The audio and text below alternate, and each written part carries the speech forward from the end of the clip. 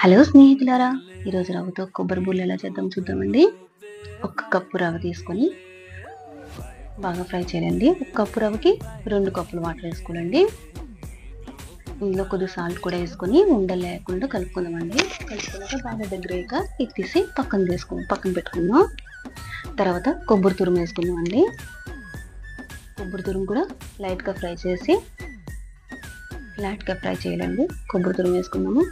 కొబ్బరి తురుము వేసాక లైట్గా ఫ్రై చేసి ఇందులో కూడా ఒక కప్పు కొబ్బరి తురుముకి ఒక కప్పు పంచదార వేసుకుందామండి. తర్వాత 2-3 ఇలాచీలు వేసుకుని కొద్దిగా వాటర్ వేసుకొని దగ్గర చేసుకుందాం. ఇది కూడా పక్క తీసుకొని ఆయిల్ వేసుకుందామండి.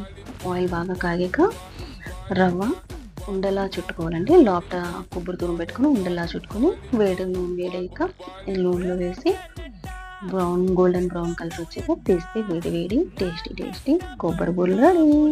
ఎంజాయ్.